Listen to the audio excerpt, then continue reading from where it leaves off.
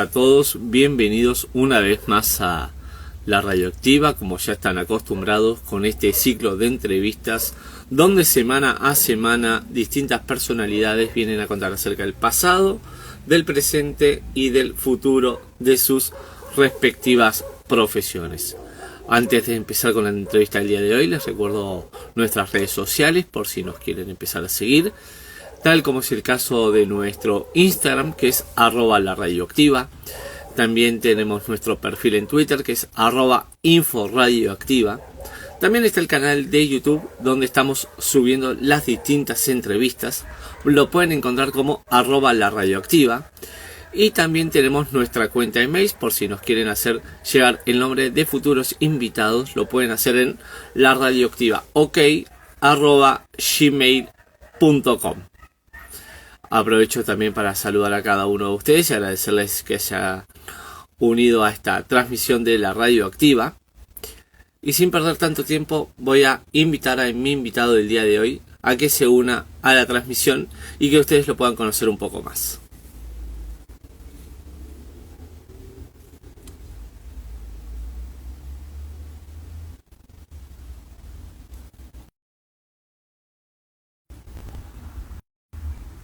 Y le mandamos la solicitud a nuestro invitado, así que esperamos un momento más.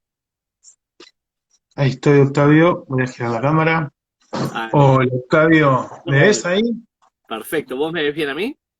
Perfecto también. ¿Me ves Así. bien? ¿Estoy bien encuadrado, bien enfocado? ¿Todo bien? ¿Me escuchás bien? Perfecto. ¿Vos me escuchás bien a mí? Perfecto, perfecto. Te escucho y 10 puntos, te veo 10 puntos. Así que nada, ¿cómo estás? Aquí son las 11:26 de la noche. Me encuentro en Baden-Württemberg, Ajá. en Stuttgart, así que es un placer poder hacer este vivo con vos y con todos, bueno, con todos tus seguidores. Seguro. Así que para mí a ver, me siento un poco raro a la vez porque hacía mucho que no hacía un vivo por Instagram, pero bueno, nada, hasta que comencemos a charlar y me vaya aflojando. Así que nada, un placer poder hacer este vivo con vos. Es más, para estar bien familiarizado con Argentina, me preparé unos mates. Perfecto. Es algo que, bueno, soy muy adicto al mate, digamos. No sé Está muy bien. si eh, a ti te gustará el mate, pero bueno, yo soy muy, muy adicto al mate. Ajá. Y, y bueno, por suerte, aquí tenemos en Alemania un par de tiendas latinas, así que yerba, dulce de leches, alfajores, productos de Argentina no me faltan. Perfecto. Sí, sí, soy partidario del mate amargo, en mi caso particular. Así que sí, no, todo lo que es Argentina, mate, dulce de leche, las facturas, imposible que pueda faltar. Así que bueno, muchas gracias por aceptar esta invitación y bienvenido a la radioactiva de forma formal ahora. No, te vuelvo a agradecer a vos. Para mí es un placer poder tener esta charla con vos y, bueno, compartir mis experiencias aquí en el otro mundo, especialmente en Alemania, con todos tus seguidores. Seguro. Así que si me permitís, voy a hacer una breve introducción y arranco a preguntar. Dale. Bien, les cuento a todos que el invitado del día de hoy es el señor Alejandro Pascuale. Él es periodista argentino que vive en Alemania hace ya más de 15 años. Así que, Alejandro, casi te digo el nombre de otro que se unió. Mira, estoy mirando la cantidad de gente que se está uniendo y te digo que hay mucha gente, se ve que de tu lado. Hay uno que se llama Alejandro que me saludó y casi te digo Alejandro a vos. Así que, O Luciano, sea, cuando quieras, arranco a preguntarte. dale, no hay ningún tipo de problema. Acá estoy, así que podés comenzar con las preguntas. Estoy abierto a todo, así que podés comenzar con las preguntas, que no hay ningún tipo de problema. Voy a responder todo. Así que, bueno, dale, cuando quieras, podés comenzar. Bien, la primera justamente en base a la profesión, ¿no? ¿A qué Mm. edad fue que se te despertó la, si querés, faceta o la imaginación en pensar que ibas a llegar a ser periodista? A ver, de chico, porque siempre fui muy preguntón y muy insoportable en ese sentido, siempre fui de preguntar, preguntar y preguntar, y bueno, así aprende uno, ¿no? Digamos, tengo una personalidad que me lleva a que lo que no sé lo pregunto y lo repregunto y lo repregunto hasta que lo aprendo. Por ahí es algo que a muchos les molesta, a otros no, pero bueno, desde mi punto de vista, aquellos que tienen dudas y que no, a ver, no saben determinados temas, que pregunten, que la única manera de aprender es preguntando, ¿no? Y bueno, yo de chiquito ya siempre fui de preguntar, y bueno, y mis padres, primos, amigos me decían, callate, Luciano, no preguntes tanto, podés cerrar la boca, pero bueno, es un don que de chiquito yo ya tenía y me llevó, bueno, a elegir esta profesión y todo el mundo me decía, vos tenés que ser periodista, ¿por qué preguntas tanto? Me decían, o sos periodista o sos policía, viste que los policías también preguntan mucho, son de indagar, y bueno, y siempre, bueno, me decían, sí, bueno, si todo el mundo me dice que soy periodista, y vamos a ir por ese lado entonces. Y bueno, viene por ahí eso. Y aparte también mi contexto, mis amigos, que tengo muchos amigos que son periodistas, entonces también aprendí de ellos, los fui tomando como ejemplo, y bueno, eso me llevó también a elegir el camino del periodismo, ¿no? Tal cual. Aparte, como decís vos, si el periodista pregunta justamente, uno es porque quiere seguir aprendiendo. Y al mismo tiempo, con esas respuestas, te puedes informar a los demás, que también está muy bueno. Es así, y uno, a ver, preguntando, también aprende y aprende los errores, porque a uno también le pueden responder cosas que no son falsas, que no son verdaderas, perdón, y después puede aprender también de esa respuesta errónea. Y eso también es un aprendizaje, todo conlleva un aprendizaje, los errores, ¿no? Y especialmente yo aprendí mucho de los errores en ese sentido, porque me he dado cuenta también en esta profesión que es una profesión también muy ingrata en muchos sentidos y hay que tener fuerza, también un carácter, un temperamento fuerte para reponerse, ¿no? A esos errores, a esos, a ver, engaños que uno también vive en esta profesión, porque no es una profesión como todas, color de rosa, uno también a ver, recibe golpes, ¿no? Desilusiones y muchas veces uno tiene ganas de tirar la toalla, pero ahí es donde uno se tiene que levantar y tiene que ponerle más empeño, ¿no? A la profesión, a lo que uno ama y meterle para adelante. Totalmente de acuerdo. Y justamente eso venía a colación de la próxima pregunta, si que crees desde tu punto de vista de periodista que a veces la profesión del periodista se valora poco, porque un periodista es aquel que trata de informar, trata de hacer, si querés, más llevadera la noticia. Hoy en día, por ejemplo, tenés la ventaja de que, por ejemplo, con todas las fuentes de información habidas y por haber, un periodista puede recopilar dos o tres fuentes y después armar un informe para que justamente la población o un determinado grupo de gente que consuma el producto que quiera brindar dicho periodista, después lo consuma, ¿no? Entonces, quería preguntarte en pocas palabras si consideras que la profesión del periodista a veces es poco valorada. Y hoy en día sí, con el tema, a ver, se empezó desde mi punto de vista, ¿no? Se comenzó a desvalorizar con el tema de las redes sociales, me parece. Hay un antes y un después en el mundo del periodismo desde que empezaron a surgir el tema de las redes sociales, Twitter, Facebook, bueno, Instagram, el tema de las fake news, ¿no? Hay muchas noticias en el mundo de las redes sociales que son fakes y lamentándolo mucho, muchos periodistas, mucha gente, las que no son periodistas también, las levantan, las empiezan a hacer circular y eso también es, a ver, algo muy negativo para esta profesión, ¿no? El tema de las redes sociales. El tema de las redes sociales para mí tienen muchas cosas a favor y muchas cosas en contra. Hay que tener mucho cuidado en el mundo de las redes sociales, especialmente en el mundo Twitter, donde es un universo sin fin, donde hay información que circula las 24 horas, los 365 días del año, y hay muchos periodistas que por ahí empiezan por querer tener la primicia, porque esto es así, lamentando mucho, acá juega a ver quién tiene la primicia para ver quién vende más o quién se puede quedar, ¿no? Con el título, con la primera plana, y en muchos casos eso lleva a cometer muchos errores, ¿no? Y eso es una cosa que a mí me dio la pauta también de que hay que tener mucho cuidado con el tema de las redes sociales, de las fake news, a ver, de las páginas a seguir, de los periodistas a seguir, porque lamentándolo mucho, las redes sociales en el mundo del periodismo juegan también una mala pasada, digamos. Lo vuelvo a repetir, las redes sociales tienen muchas cosas a favor, pero también muchas cosas en contra para el mundo del periodismo. Seguro. Y eso quería justamente preguntarte, si consideras que en cierto modo las redes sociales también son un arma de doble filo, ¿no? Porque antes el periodista se enteraba quizás por un boca a boca o porque en la redacción de un diario, en la producción de un canal, decía, mira, pasó tal hecho, por favor te pido que lo vayas a cubrir.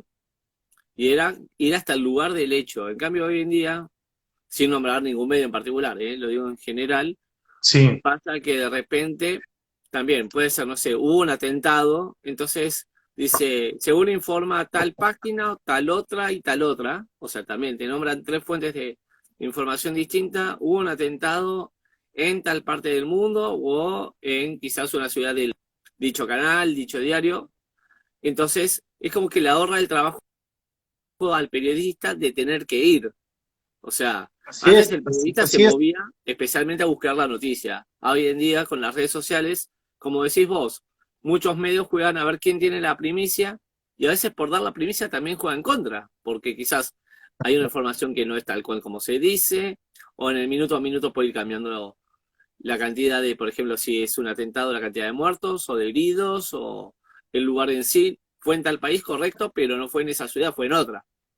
Así es, por eso te digo que, bueno, hay que tener mucho cuidado y es una de las desventajas que tiene esta profesión, el tema de las redes sociales, ¿no? El tema de tener la primicia, de apurarse por querer vender más, por tener más seguidores, y bueno, y eso, a ver, juega en contra, también le ha pasado a colegas míos que se han apurado por, a ver, por tuitear, por publicar alguna primicia y después no sabían cómo, a ver, cómo remendar ese error, ¿no? Porque de apurado cometieron un error y ese error que ellos cometieron fue levantado, repitiado, en este caso estamos hablando de Twitter, por otros medios, por otros colegas y después, viste, es como que no sabían cómo volver atrás, ni siquiera eliminando ese tweet, ¿no? Que dio desenlace a esa primicia porque ya ese tweet fue retuiteado no sé cuántas veces, fue a ver, reenviado a través de WhatsApp, y es algo, a ver, para ese profesional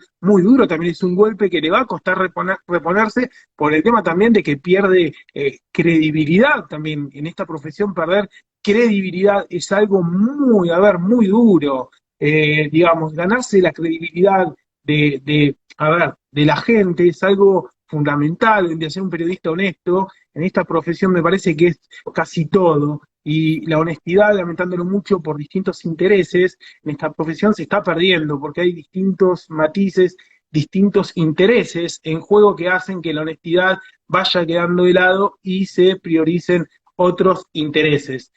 Y lamentándolo mucho, eso a mí no me gusta, ¿no? Preferible ser, yo lo veo así, sincero, morir uno con sus ideales que venderle el alma al diablo. Es lo que pienso yo, obviamente. Sí, no, totalmente de acuerdo. Eso depende de la postura de cada uno y es más que válido defender los derechos y los principios de cada uno. Obviamente que nadie Seguro. es dueño de cambiarle las ideas al otro, ¿viste? No, no, por supuesto, por supuesto. Pero bueno, a ver, es así esta profesión, lamentándolo mucho hoy en día, lo vuelvo a repetir, con el tema de las redes sociales, va quedando, a ver, va quedando de lado el tema de la credibilidad, de la honestidad. Muchos colegas se apuran con el tema de las primicias, y bueno, y después volver atrás es muy difícil, ¿no? Volver a que la gente te crea ya es, digamos, una tarea desde mi punto de vista, muy, muy dura, pero bueno, es parte del juego del periodismo y de convivir, ¿no? Con las redes sociales, con este nuevo mundo que tenemos hoy en día, con el mundo Twitter, con el mundo Facebook, con el mundo de las fake news, es algo que uno lo tiene que saber manejar, ¿no? Porque si no, le puede pasar factura, tanto a favor como en contra, lo vuelvo a repetir. Claro. Y justamente me sumerjo un poco en lo que es un poco tu vida personal. Te saco de Alemania un rato, nos Sí, volvemos a la Argentina y justamente como habíamos hablado en vía privada para gestionar toda esta entrevista, me contaste que naciste acá en Buenos Aires, justamente en la sí, en La capital. Plata, en La Plata, en un barrio universitario, el barrio Mondongo, un barrio muy bohemio. A ver, aquello, no sé si habrá alguno de La Plata o de mi barrio, barrio donde nació Favaloro, barrio universitario. Bueno, ahí nací, me crié, bueno, viví hasta los 23 años. Hoy en día tengo 42, ya estoy viejito y bueno, me vine a los 23 años para Alemania, porque bueno, aquí siempre tuve familia, yo vengo de una familia de inmigrantes, mis padres son italianos, pero se criaron en Argentina, y bueno, siempre me llamó la atención Europa por el tema de mi familia, de que siempre aquí tuve familia en Alemania, en Italia, y siempre cuando era chiquito íbamos a buscar a mis tíos, a mis primos al aeropuerto, y siempre me fascinó el tema de los aviones, de cómo era embarcarse uno, de subir la escalera mecánica, de atravesar la manga, viste, uno de chiquito se acuerda de esas cosas y le parece muy lejano poder subirse un avión, a la manga, a embarcar, y bueno, y uno después cuando tiene esa posibilidad de cumplir esos sueños, porque para mí cuando era chiquito era un sueño prácticamente imposible, pero después lo pude cumplir, la verdad que fue algo fantástico. Venirme a este nuevo país, aprender un nuevo idioma, conocer nuevas costumbres, nueva gente, a ver, gente nueva. La verdad que para mí fue un sueño de entrada desde el momento que pisé Ezeiza, me acuerdo, en el 2003, en julio, sí, el 7 de julio del 2003, para subirme, bueno, subir a la escalera mecánica, atravesar la manga y subirme al avión. Claro. Y justamente la pregunta viene a raíz de todo esto, ¿no? Que vos me decías, Mm, un chico de barrio que, como cualquier otro, ¿no? Que venía de un barrio universitario, un barrio tan conocido, tan emblemático, ¿no? Para aquellos que conocen La Plata y aquellos que quizás son de La Plata. mm. Quería preguntarte, ¿qué recuerdos tenés de ese Luciano que quizás esos primeros 23 años de vida, ¿no? Hacía su día a día, ¿no? Iba al colegio, jugaba con los Era un chico amigos, muy de barrio, muy, pura, ¿no? a ver, yo la verdad que miro los chicos, a ver, de mi edad ahora y me comparo con lo que era yo, y la verdad que yo era un nene de pecho, literalmente, porque yo veo la juventud en la Argentina, las cosas que hace. Yo era un chico muy sano, que de hecho tenía amigos por ahí que eran de tomar. Yo nunca fui de tomar alcohol, de fumar, jamás fumé en mi vida, siempre fui un chico sano, se puede decir, y eso también tenía grupo de amigos que me cargaban por eso, porque, a ver, ellos fumaban, tomaban, y yo siempre era como el que estaba aparte, ¿no? Porque yo siempre decía que no, nunca fui de tomar alcohol, eh, por ahí acá me tomo una cervecita, como máximo, no tolero mucho el alcohol, y bueno, y eso ya de chico, y bueno, yo cuando me juntaba con mis amigos del barrio, ellos sí eran de tomar y yo, viste, era como un apartado y me miraban como una persona media rara porque no fumaba, no tomaba, era más de hacer deporte. Yo, a ver, al haber nacido y al haberme criado en el barrio Mondongo, yo tenía el bosque de La Plata a 6 cuadras literalmente, entonces yo me iba a correr al bosque, después empecé a hacer atletismo, empecé a conocer a los corredores que se juntaban ahí en el monumento del bosque, me empecé a integrar a ese grupo, empecé a correr carreras de calle, carreras de aventura, y bueno, siempre fui un chico normal, humilde, que nunca anduvo a ver nada raro, siempre me supe apartar de las cosas, digamos, raras, ¿no? Cuando me han ofrecido, por ejemplo, drogas o algún porrito o algo, siempre dije que no, siempre pude apartarme de esas cosas. Y bueno, nada, fui un chico normal, un chico de barrio que los domingos iba a ver a su gimnasia, soy hincha de gimnasia yo, y iba siempre a la cancha a ver a mi amado gimnasia, y nada, y un chico normal, digamos, nada del otro mundo. Eh, iba, bueno, a la facultad, me juntaba con los chicos ahí en el barrio, de vez en cuando salíamos, y bueno, nada, no me podía dar tampoco gustos como los que me estoy dando aquí en Europa, desde que vine como viajar, cuando yo vivía en La Plata por una cuestión económica, yo, una familia de clase media normal, mis padres no me podían pagar viajes, o digamos, yo la primera vez que viajé en avión fue a los 23 años cuando me vine aquí a Alemania, digamos, viajé de grande por primera vez en avión. Yo, a ver, siempre me manejé en micro en Argentina y era un chico normal de clase media que hacía una vida normal. Por eso yo me comparo con los chicos de hoy en día que están pasando por la adolescencia o que ya están entrando en la adultez y veo las cosas que hacen y yo la verdad que digo, era un nene de pecho, literalmente.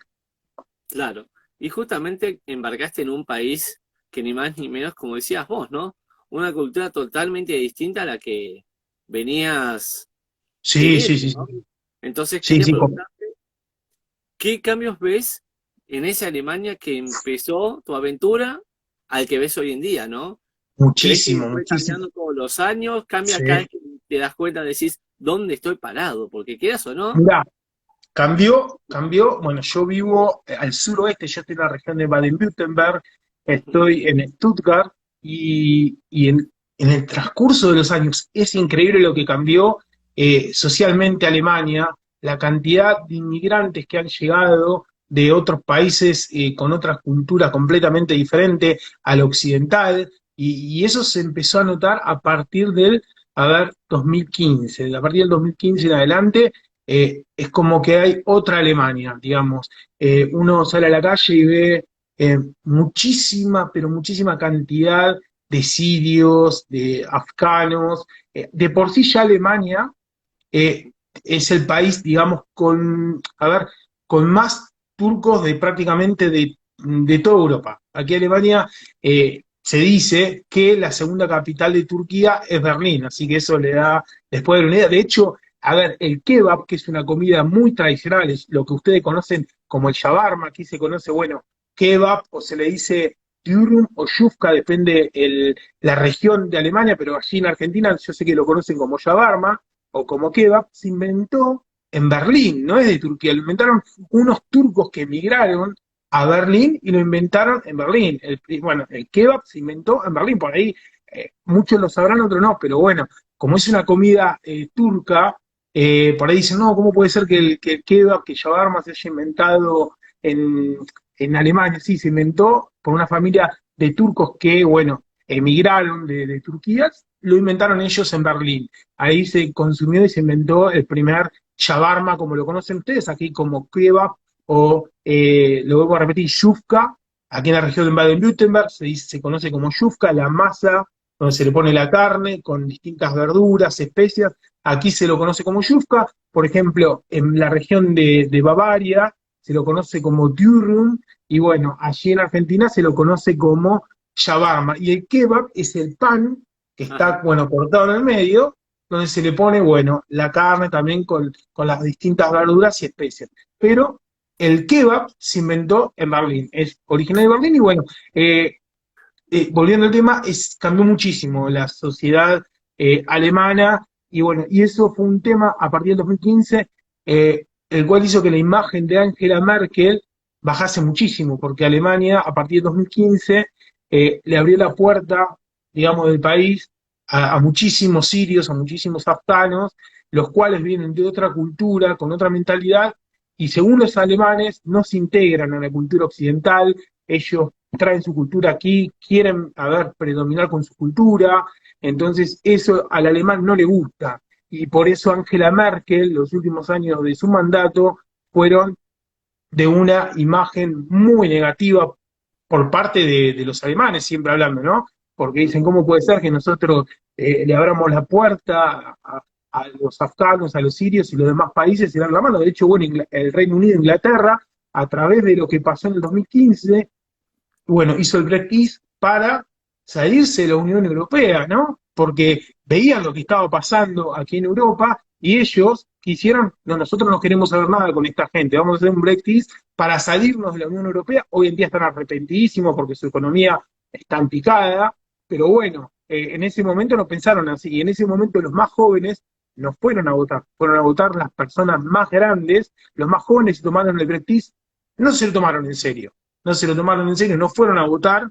y los que fueron a votar fueron gente grande, con una mentalidad un poquito ya retrógrada, se puede decir, y bueno, cuando vieron el resultado de los más jóvenes, que Inglaterra, el Reino Unido, especialmente Inglaterra, salió de la Unión Europea, el impacto fue fuerte, y hoy en día todo el mundo sabemos cómo le está yendo a Inglaterra con el tema de su economía desde que salió de la Unión Europea, ¿no? De hecho, estaban diciendo muchos en Inglaterra, estaban pidiendo a ver, otro referéndum para ver si Inglaterra podía volver a la Unión Europea, cosa que hoy en día es prácticamente una utopía, porque si Inglaterra hoy en día quisiese volver a la Unión Europea, ahí tendría que acatar, a ver, lo que diría la Unión Europea, por ejemplo, que Inglaterra implemente el euro. Inglaterra no tiene euro, y ni lo tuvo. Entonces, si hoy en día los ingleses quisiesen volver a la Unión Europea, ahora, digamos, van a tener que atenerse a lo que diga la Unión Europea, ¿no? Lo que digan Alemania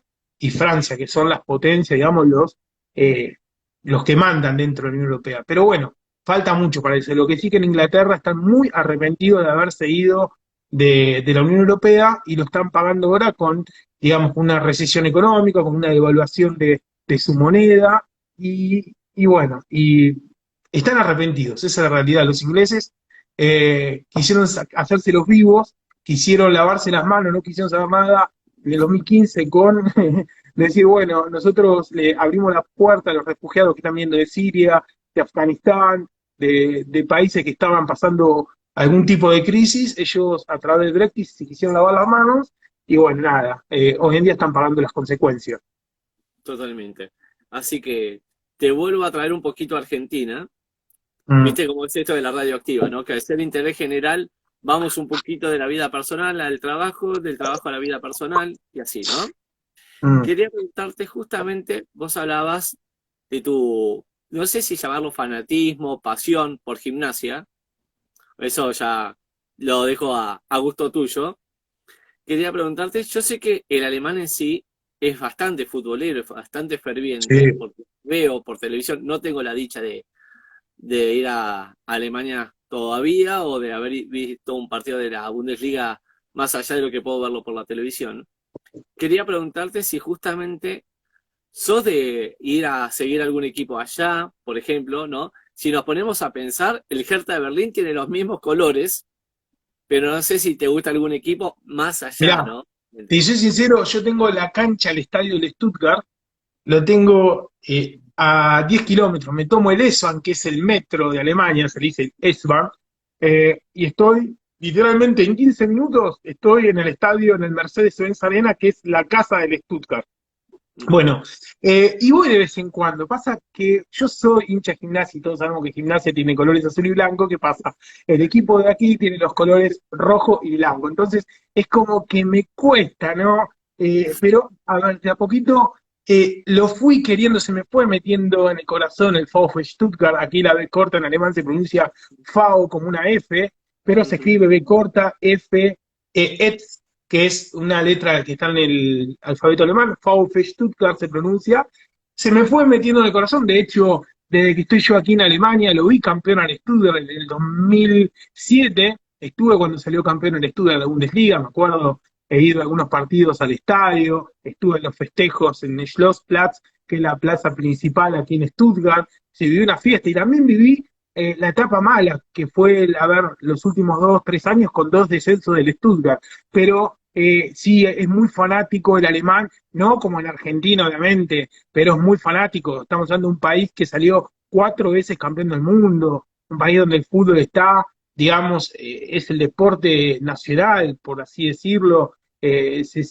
A ver, se vive con mucha pasión aquí, no con la pasión que se vive en Argentina, aquí se vive también con pasión, son muy fanáticos los alemanes, siempre agotan las entradas, ¿no? Aquí se vende antes de cada temporada, se vende un Dauerkarte, que es el abono permanente para toda la temporada, ¿no? Y ya de antemano se agotan, digamos, las entradas. Pero sí, son muy fanáticos y los alemanes, especialmente el Stuttgart, que es un equipo, se puede decir, importante porque han ganado 5 veces la Bundesliga. Son muy pocos equipos los que han ganado 5 veces la Bundesliga aquí en Alemania. Y bueno, y el Stuttgart es uno de ellos, aparte de aquí, de esta región donde vivo yo, se inventó el auto. Aquí tenemos la Mercedes-Benz, tenemos la Porsche, tenemos la Bosch, tenemos la Siemens. Aquí en Stuttgart tenemos empresas muy importantes y bueno, de hecho la casa del Stuttgart, el estadio se llama Mercedes-Benz Arena y enfrente del Stuttgart tenemos el museo de la Mercedes-Benz. Es un museo, uno de los más lindos de Alemania, que está literalmente enfrente del estadio del Stuttgart, de 5 pisos, donde cuenta la historia del auto, desde cómo desde cómo se fundó el primer auto, de cómo se realizó, hasta hoy en día. La verdad que es un museo que tener las puertas abiertas de mi casa, Octavio, para venir, para cuando quieras, y te puedo mostrar lo que es ese museo.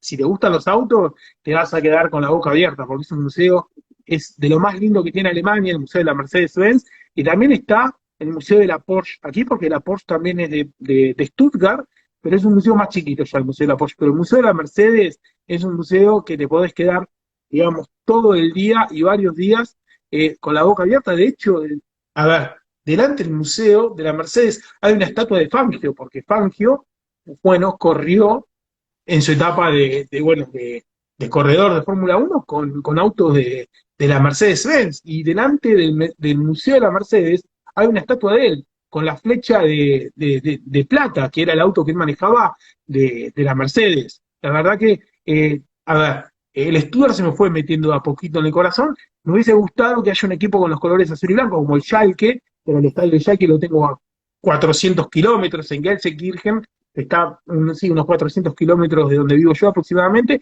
o el Hertha, que está en Berlín, ya un poquito más lejos, en la capital. Pero el Stuttgart es mucho más grande que esos dos equipos. Digamos, te vuelvo a repetir, tiene 5 Bundesligas el Stuttgart y son muy pocos equipos aquí en Alemania que tienen 5 Bundesligas justamente. Tal cual. Así que bueno, si me permitís, antes de ir a la próxima pregunta, me tomo el atrevimiento de saludar de parte tuya a la cantidad de gente que se está uniendo. Mucha gente está saludando, seguramente mucha gente que te sigue aquí en Argentina, seguramente que gente de Alemania, alguno más allá de la hora Y no se me quedó enteré, conectado. Octavio, seguramente mis amigos alemanes se meterán para ver, a ver qué hace a ver, hace mucho que no lo veo a Lucho, y bueno, y seguramente se meten y se van porque como no entienden español, entonces se meten, ven un cachito, un par de segundos y salen. También tengo muchos familiares italianos que, bueno, obviamente, al hablar rápido el español, no entienden. Si uno le habla pausado, despacio, sí lo entienden, pero así como estamos hablando nosotros, así de rápido, no lo entienden, entonces entran un par de segundos, nos ven y se van, y se quedan nada más mis amigos y conocidos de Argentina. Claro, lo que te va a decir que justamente esto se lo digo a todos, adelante tuyo también para que tengan noción, que esta entrevista va a quedar guardada justamente para cuando vos si la querés difundir en tus redes sociales también lo puedas hacer, no hay ningún problema por eso. Lo mismo en el canal de YouTube, te cuento que ahí la van a poder ver, tanto vos como el resto de los espectadores de esta entrevista, la van a poder ver ahí con total normalidad, así que no pasa nada si entran un segundo y salen, con que se suscriban al canal de la Radioactiva y después se suscriben y activen las notificaciones, eso para mí ya es, como se dice en argentino, es un mimo al alma porque justamente me permite, así como te traje hoy a vos, la semana que viene traer a otra persona y así constantemente. Así que por eso me quería tomar este segundo para agradecerle a cada una de las personas que se fueron uniendo a esta transmisión. Dale, buenísimo, de a poquito vamos a ir sacando tu canal adelante y estoy seguro que va a ser un rotundo éxito, tanto en Instagram como en YouTube. Así que Seguro. bueno, síganlo a Octavio. Y bueno, nada, como yo te dije, acá tenés las puertas abiertas de mi casa y cuando quieras venirte para aquí a Alemania, sé que vendía decir algo así como está la economía en Argentina y con todos los problemas que hay ahí es algo medio utópico, ¿no? Poder viajar al exterior, me parece, porque yo estoy al tanto de lo que pasa, trato de estar informado de lo que pasa ahí en Argentina y la verdad que es muy triste, ¿no? Todo lo que está ocurriendo, ¿no? A ver, no quiero meterme mucho en el tema de política a la distancia porque me ha sucedido que al estar yo aquí tan lejos, me han criticado por opinar de política, además de, obviamente, con el tema de la política argentina, diciendo vos estás lejos, sos una antipatria, te fuiste, lo de siempre, ¿no? Entonces yo trato a ver, de no opinar tanto de política a través de las redes sociales porque están aquellos que están muy fanatizados por determinado partido y bueno, y te insultan y te tratan de esto, del otro, de que sos un nazi, de que sos esto, y bueno, la verdad que es muy triste ver lo que está pasando en la sociedad argentina, lo dividida que está, lo intolerante que está la sociedad argentina, la violencia que se ve, ¿no? Y la verdad que es triste, triste, y me apena porque todo el mundo se piensa que, a ver, que Argentina es un país que tiene todo, sabemos que tiene todo desde lo natural, ¿no? De las riquezas naturales para estar mejor que cualquier país de aquí de Europa, pero es difícil de explicarle a un alemán por qué Argentina está como está, ¿no? No, Claro, te a veces yo entiendo. a ver, no quiero meter la pata, no quiero opinar a la distancia porque por ahí no me compete a mí. Eh, me Seguro. preguntan por qué Argentina Ujú. está como está, por qué hay tantos robos. De hecho, amigos me preguntan, Luciano, yo quiero ir a Argentina, ¿me Tal recomendás cual. ir? Y Así que yo ahí no nos metemos con el punto de vista político, eso ya se lo dejamos a los programas políticos como se dice habitualmente. Esto es un ciclo de entrevistas, justamente que lo que busca es que se conozca un poco más a la persona detrás de lo que es su ámbito laboral, ¿no? Esas cuestiones personales que no muchos conocemos. Por eso también algunas preguntas de tus orígenes en La Plata, de repente tu viaje a Alemania, que fue también, quizás al principio lo tomabas como algo que quizás no era para siempre y que ahora te encuentra en otra faceta de tu vida, hace tantos años A también. ver, venir a Alemania, Ujú. uno para venir a un país como este, donde tiene un idioma tan difícil, tiene que tener ya de entrada, siempre recomiendo, amigos o familiares, porque los primeros años son duros, no es para cualquiera,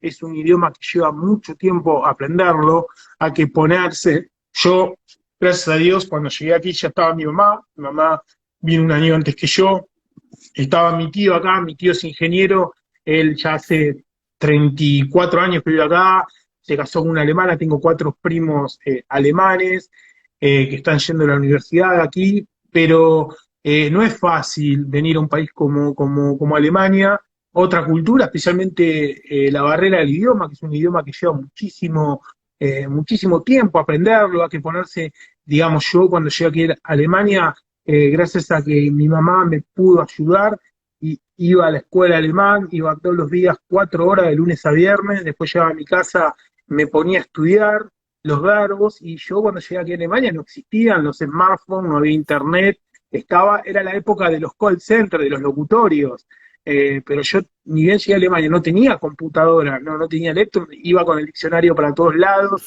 con los apuntes, iba traduciendo palabra por palabra, le preguntaba a mi tío qué significaba, por ejemplo, Ausfahrt, que quiere decir salida, o qué significaba esto, y yo era de preguntar mucho, porque quería aprenderlo el idioma, porque, a ver, Alemania es un país que te atrapa, porque vos lo Seguro. ves, a ver, estar en un país como este, una vez que aprendes el idioma, y después uno vuelve a Argentina, y no, la verdad que Así decís, que, qué agotado, just- ¿no?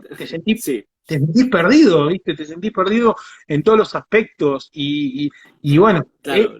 a ver, los primeros años son duros en Alemania, es así, son duros, uno tiene que tener aquí o familia o amigos que le den una mano, porque si no la va a pasar muy mal, va a tener muchos bajones, se va a deprimir, pero después que pase eso, uno ya no se quiere volver más, no lo quiere dejar este país, es así, literalmente.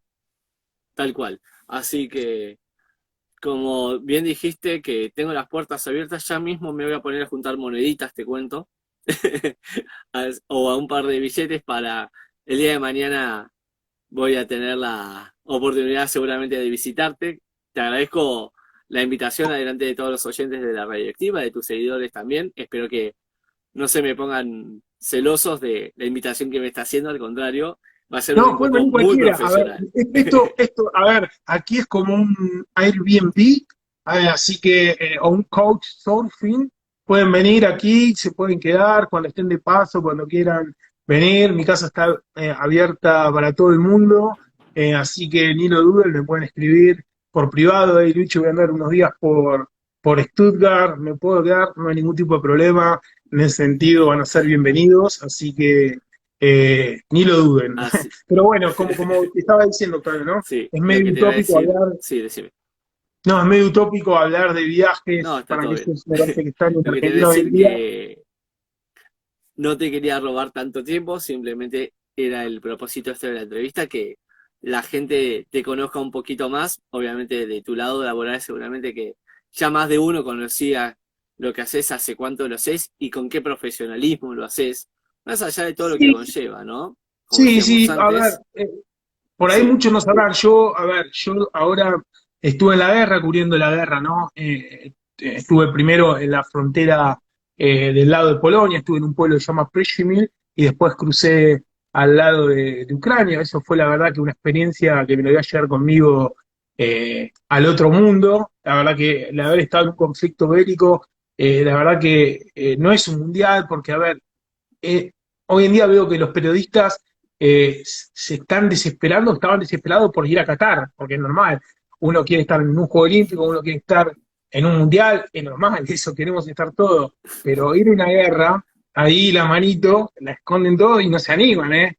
Es así, y hay que estar ahí en una guerra, porque no sabés lo que te va a pasar. Yo cuando estuve en la guerra, cuando crucé al lado bueno, pasé la frontera, ¿no? Estaba al lado Sí, ucraniano, y me paraban los soldados con las armas y veía los checkpoints y no sabés qué te va a pasar porque te revisaban los celulares, te miraban la patente, viste, había los soldados ahí, las milicias locales, estaban siempre atentos de que uno no sea un espía ruso, tal así cual. que Tenían miedo de que cualquiera de simplemente nosotros. darte nuevamente las gracias, como te dije por privado, por aceptar esta entrevista, lo mismo ahora cuando la inicié, y pedirte por favor que me respondas qué tal la pasaste en este rato que estuvimos hablando, si te sentiste cómodo, y obviamente que le mandes un saludo a la radioactiva, que sabes que cuando necesites difundir algo o simplemente quieras decirme, mira, la verdad es que me gustaría hacer una segunda parte, sabes que las puertas de la radioactiva están abiertas para cuando quieras hablar, con todo gusto lo haremos. No, me sentí, la verdad que muy cómodo, como si te conociese de toda la vida. La verdad que me sentí muy cómodo. Obviamente te voy a pedir perdón por el tema de las desprolijidades que seguramente habrán sucedido, pero no, me sentí cómodo, tranquilo. Y bueno, cuando quieras podemos hacer para la radio alguna salida desde la calle. Es más, yo ahora tenía pensado proponerte, viste que ahora aquí con el tema del Mundial, Alemania es uno de los países que no te lo toqué. No sé cómo venís de tiempo, Octavio, si tenés que cortar, si tenés que, cómo estás de tiempo, pero bueno, no tocamos el tema ese del Mundial. Alemania es uno de los países que no quiere saber nada con este Mundial, están pidiendo de boicotearlo. Es más, aquí una gran, digamos, un gran porcentaje de la población no lo va a mirar el Mundial. Yo pienso que a medida que vayan pasando los días y si Alemania sigue avanzando de rondas, llega a cuartos, semis, me parece que eso del boicoteo la gente lo va a dejar de lado y se va a empezar a entusiasmar. Yo de hecho aquí en mi casa, en el edificio, hoy me encontré con una persona, son todos alemanes, y ellos me decían, mira Luciano, el Mundial había que boicotearlo hace 10 12 años atrás, cuando se le entregó la sede a Qatar, no ahora que ya estamos prácticamente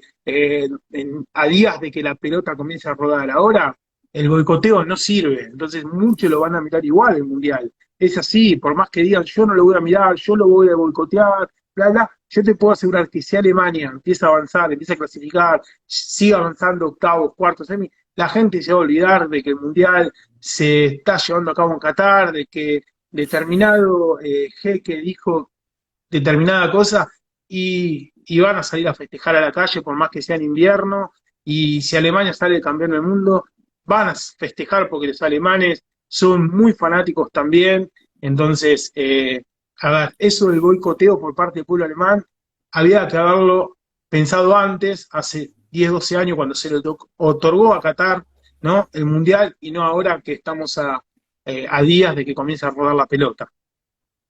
Perfecto, así que te agradezco por tus palabras, te dejo terminar tu ronda de mates tranquilo y bueno, nos estamos comunicando en cualquier otro momento y seguimos la comunicación vía privada también para cuando quieras contar algo o simplemente una Octavio, conversación entre colegas. dale. Vos sabés que acá hay alguien desde el otro lado del mundo también para escuchar no solamente las noticias, sino también para escuchar cosas de la vida personal. Entre colegas nos podemos acompañar en esto, más allá de las distancias, como te dije. Dale, bueno, te agradezco a vos por haberme dado esta oportunidad.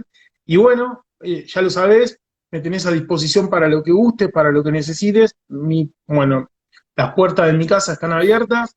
Y bueno, cuando quieras, acá estoy, podés contar conmigo. Te mando un abrazo grande a la distancia y bueno, mil disculpas por las desprolijidades. Si, bueno, que las habrán, ¿no? Habremos tenido desprolijidades seguramente. Te pido mil disculpas y bueno, a disposición tuya para lo que necesites y bueno, un abrazo grande a la distancia. Así que bueno, te mando un abrazo grande y nos estamos hablando. Auf Wiedersehen und ich wünsche dir so eine gute Abend noch. Okay, Chao, chao. tschüss.